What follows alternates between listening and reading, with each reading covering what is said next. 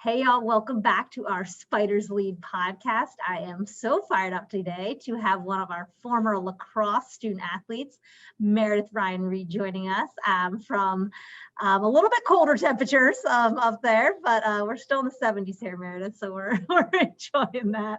We have been too for a couple days. It's very weird, but I'm sure it'll change tomorrow. Oh man. So we are so excited to have Meredith join us today. As y'all know, these podcasts are really dedicated to really enhancing our student athlete experience and talking all things leadership and how to really impact the world, especially right now during all of these challenging times. So we are super grateful to welcome Meredith. She was a 1998 women's lacrosse graduate that majored in English and minored in journalism and leadership. So I'm very curious about that. And then she got her MBA from Cornell. She's had just an incredibly successful career trajectory. She's worked with some of, the top companies that I know our student athletes all aspire to work at, such as Cigna and AIG and Marsh and Star companies. And then these past 7 years, she spent her time at MetLife, where she's just continued to build and flourish and get promoted. And she is currently the head of financial wellness and engagement there. And if that's not enough, she is the mom of 2 girls and a wife, and has a lot of other homeschooling and other things going on in her life as well. So we are very thankful for her taking the time to join us today. Meredith, thank you again so much for being here. I want to just kind of start with, I read kind of a quick overview of the things you've done and, your jobs, but can you tell us a little bit more about really who you are and things that, we might not learn from your resume or kind of a quick LinkedIn, Google search of you? Sure. Well, thank you, Lauren. I was so happy to get this phone call. Always happy to reconnect with anyone from University of Richmond. So who am I? Well, first and foremost, I consider myself an athlete. Definitely a competitive person. Definitely not practicing at the same level I was when I was at the University of Richmond. That's fair. But I love to play tennis and golf and do all that sort of stuff. That's been my joy. It's my best form of stress release. And anytime I'm chasing a ball, I am so distracted that I don't even notice how tired I might be. So that's a bit of my personality sort of outside of work, but it really does translate. I find all of my grounding, my energy, the way I approach situations. It's always about, what's the win today? How do we score a point? How do we play defense? And then I love team sports. I never was as interested in the individual sports. So all of those things I learned certainly helped me at work. And it's been a big theme for our family too. My father was an athlete. He played basketball at UMass, and he always, helped us learn how to play whatever sport it was. Even if it was a sport he didn't understand, he would learn. And my girls are the same way. My older daughter is a very competitive golfer. She's 10. I didn't think that would be the sport she would pick, but we exposed them to, all these different things. I actually thought golf was good for business. That's what I learned. That's why we exposed it to her, but I didn't expect her to take to it. But she also loves tennis, and so does my younger one. And recently they've been on a pretty deep gymnastics kick. We don't take them to a gym. They have no professional or formal training, but we have a couple mats in the basement and balance beams, and that's been really good for the COVID situation. So that's a little that you don't read that in the bio. That's a little bit off the bio. So. Oh my gosh, I love that. And a couple takeaways I'm already pulling from what you're saying is, I think we talk about that self-care piece a lot, especially during COVID. And you're just the tennis and golf sound like 2 things you can pretty much do still during COVID. Yeah, I mean, we got lucky, right? We picked these sports that are socially distant by nature. So there's a tip. Anytime you're swinging a metal object, you maintain that 6 feet, unless it's a lacrosse stick, and then you do get a lot closer. But those are different times. That's right. Only if you're really fast, you can still keep that distance, right? Yeah. And that competitive spirit, I heard that from everything you said, and I'm sure contributes to your success as well. And I got to give Coach Callie a shout out to keep an eye on your daughter for our women's tennis team. Yeah. Let her Whatever. I know. thought she was going to play lacrosse. I'm not so sure. She likes that too, but it's not the Got same. a double sport deal. Yeah, right. Oh my goodness, I love it. So you talked about the winning, you talked about being that team player, which I think is just so important and one of the great benefits. Can you talk a little more like specifically about some of those lessons that have really kind of carried with you and you think might have helped you get to where you are now? Yeah. So, honestly, it all goes back to my 4 years at Richmond. I mean, I know I had formative experiences before that, and I'm not just saying that for this audience, I mean it. What was really interesting for me, I came from a very strong high school program, both for field hockey and lacrosse. I actually played field hockey too, my freshman year at Richmond. Wow. But then I realized two sports really does not allow any form of social life whatsoever. So I came to Richmond and I wasn't expecting, honestly, to be playing a sport as a full-time job. It was a partial scholarship at the time. There wasn't a ton of scholarship money for women in lacrosse. That changed over time, which was terrific. But when I joined, there wasn't a lot. And I, looked at other programs. I looked at, Penn State so I got into Yale and I got into Cornell and I declined. I decided to go to Richmond. I liked Richmond better. A lot of people in my high school thought I was, a little crazy. But I loved it. I loved everything about it. But when I got there, I didn't expect it to be quite as hard. I mean, I knew I was playing Division I field hockey and lacrosse, but it was so intense. It was all consuming. We started out with, Olympic style weightlifting, which I had never done before. And our strength coach was the football strength coach, and he came from Texas, and I don't think he'd ever seen women's lacrosse or field hockey. So I finally said, I'm not sure I need all these neck muscles for lacrosse, but it was so different and so hard physically, emotionally, all of those things. And it also was a different experience for me when we started playing because we lost most of the time. We did not have winning seasons. We were probably, ranked 15th out of 15, but the delta between 15 and 14 and all those other teams was pretty significant. And we played a really, really tough schedule. So for the first time in my athletic career, I was losing most of the time. And it was really hard. I mean, I expect to win. It's a relief when I would score a goal. It was like, yeah, that's what's supposed to happen. This is what we're supposed to do. And so just to kind of swallow your pride and slug through it for 4 seasons was really, really hard.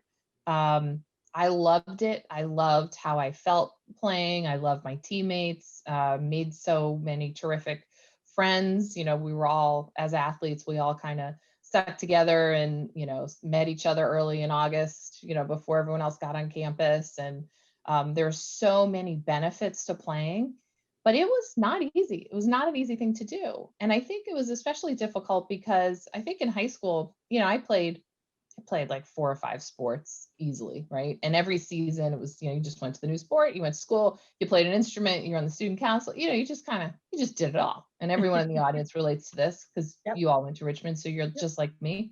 But when you got to college, there's free will and people can do what they want to do. And, people can go out or you can travel abroad or you can do a semester somewhere else. And I couldn't, I was very committed and I had to stick with that. And there was a pride in the discipline, but there also was, a degree of sacrifice, putting things in perspective. It was a really good life. I'm not complaining, but it was a choice. It was something that you had to stick with and persevere. And that's taught me so much. And I've carried that with me. I love that so much. I think we don't talk enough about the losing because we don't like talking about the losing, right? But it's such a character builder and a resiliency build that I think is just so important. And a lot of coaches say, you learn more from the loss. If you learn from the losses, you win, right? And so that's what we're striving to do is not have a lot of those, but when we do, we learn and we get better and we grow. And sounds like that has followed you throughout life. Completely. And actually, one of the things I do at work, I lead our innovation group as well. That's a new responsibility I got 2 weeks ago, actually. Oh, congrats. And before that, they asked me, yeah, just be in charge of innovation real quick. So I got to figure that out. I haven't figured that out yet, but I was asked to also lead our effort to change our culture around experimentation. Oh, very cool. So, one of the key things about experimentation is you have to continually test and you have to, iterate and you have to take a risk. If you know what's going to happen, it's not an experiment, right? But one of the hardest things for people to grasp is failure or taking a risk or trying something. And if you never try, you'll never fail, but you'll never succeed. But most people have such a hard time talking about it. And the way I've started to bring people around is by talking about sports. There was a time when, sports analogies were sort of not politically correct, and they're not always appropriate depending on what audience you're in. You don't want to talk to people who have no idea what you're talking about. But it works here because most people can relate to, hey, there's not many teams that have undefeated seasons, right? Championship teams typically have a couple losses. And what do they learn from that? And what do they do to change? And what do they do to improve? So the losing or the failing is about learning. It's not an end point. And each time it happens and you pick yourself up off the ground, you dust yourself off, you've learned something, not only, tactically or strategically, but you've learned something about yourself. And the fact is you can recover and you can keep going and you can get stronger. And, part of you too doesn't want to experience that again. So you change what you do and you get better. And I think it's, it's my most helpful analogy because I remember, those losses, I mean, you just feel them in your stomach. I mean, you just physically feel the pain of the loss, but you survive and you move on and you get better. I love that. And that is just exactly what the whole world needs right now, right? Amidst COVID. And so I think that really leads me into the next question I had for you is, things are hard in life right now. It's kind of like those losses. I think a lot of people feel like it's setback after setback. And so what do you personally do to really keep yourself motivated and continuing to deliver quality service to your teams and your clients during these times? Yeah. I think the hardest part for me was the first week, absorbing everything that was happening. And I've always been pretty good at fast forwarding to disaster. Like in my brain, I can go all the way to worst case scenario pretty quick. Same. And then I work my way back. Yep. But in this particular situation, I was like, oh no, this is real. There's so many consequences, knock-on effect to this. There's so much impact here. And many people were, still in denial. I remember sitting in a conference room, being a part of the, business continuity planning team and having the observation, I actually don't think we should all be in this conference room right now doing this plan. I think maybe some of us should dial in. I think we should all dial in and talk about what we're going to do next. Because I think people are kind of like, well, it's over there. It's going to maybe come here. And it's like, well, no, it's moving faster than that. And we're going to have to do things totally differently. And it's been amazing to see how our company has responded. I mean, we sent everybody home up until, I don't know, a couple of weeks ago.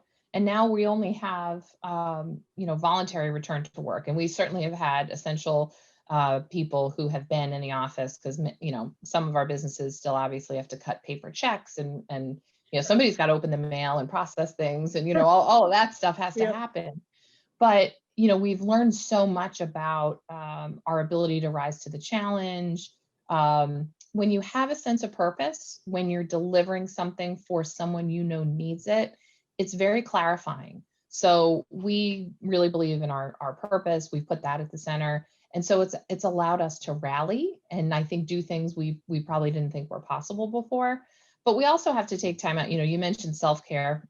I hadn't heard that word until a year ago when someone in our marketing team gave me some, talking points. And I was like, what is self-care? And then I started hearing it everywhere. I'm like, oh, okay, I get it. Like a massage, maybe a workout, meditation. I get it. I wasn't practicing a lot of those things except for the tennis, which we mentioned earlier, and the occasional massage. But I was like, okay, I understand the concept. So when all this happened, I have a pretty big team and my directs, we're all dealing with this and everyone's in a different situation. I have many women on my team that have young children at home. I have a single mom at home who lost her husband a year ago, tragically, an unexpected situation. She has a health condition. So she's in a very vulnerable spot, and everyone's in a different place. So you have to make space for people to do what they have to do.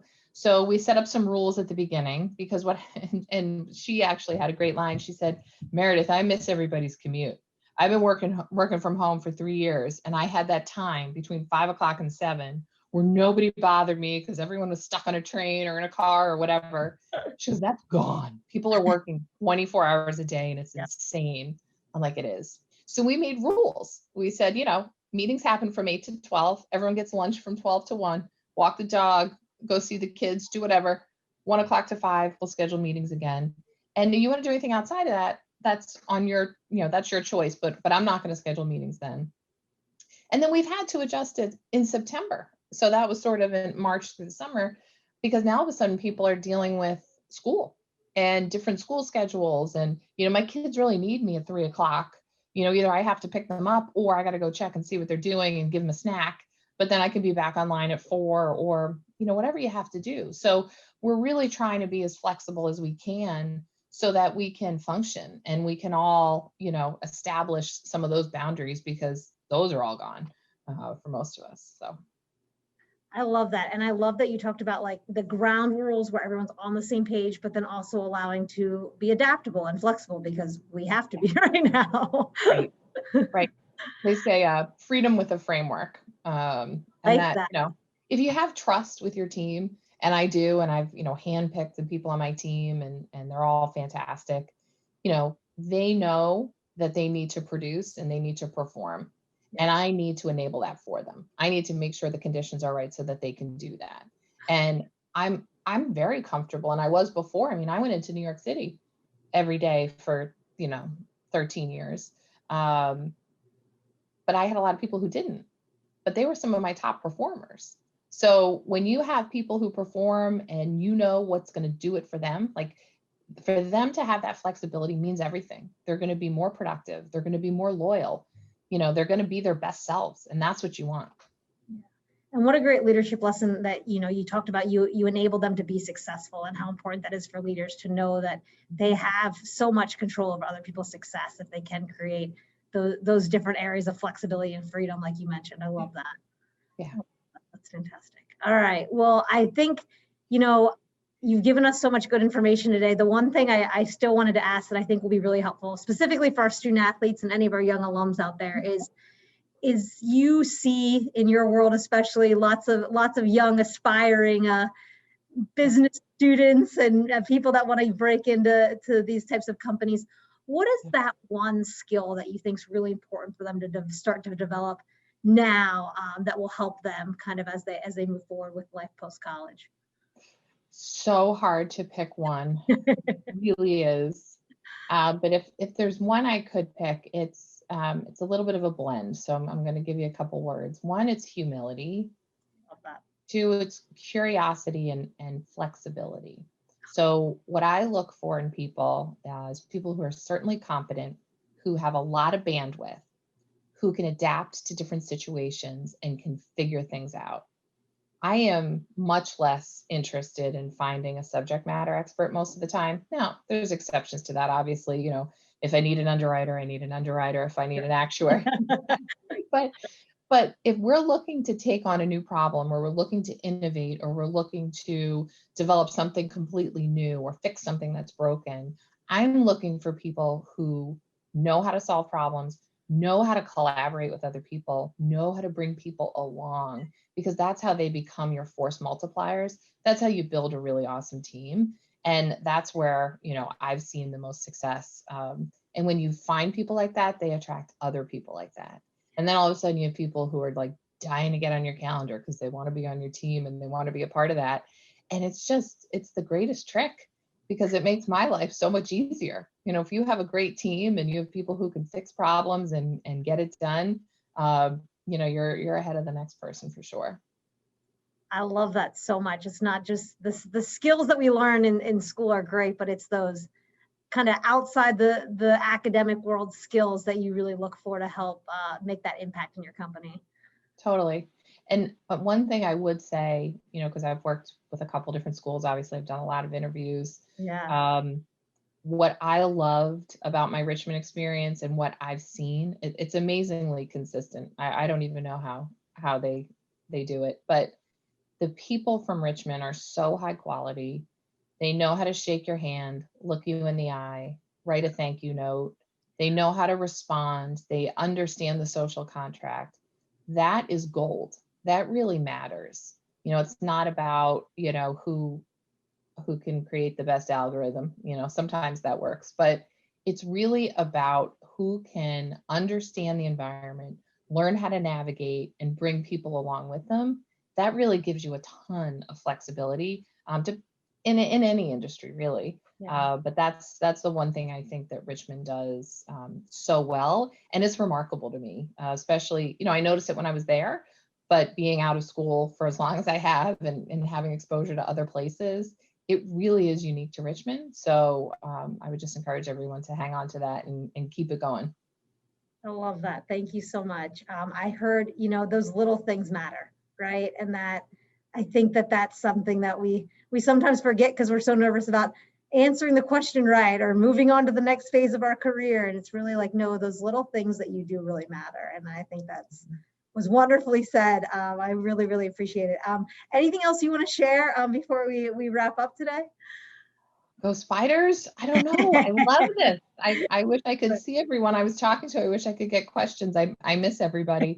I loved my Richmond experience. I will tell you, I cried for a week when I graduated because it was over. I know most people are happy when they graduate, but I was sad. But life moves on. You got to figure it out. So all good. I love it. Stay in college as long as you can, everyone. Yeah. If your parents let you. That's why we all still work here, Meredith. Yeah, exactly. Well, Good thank move. you so much. We really, really appreciate it. And I'm sure we will be talking to you more, but stay safe. And thank you so much for joining us today. Thank you, Lauren. This was great. I really appreciate it. Thanks. I appreciate it. Thank you. See everyone. Bye.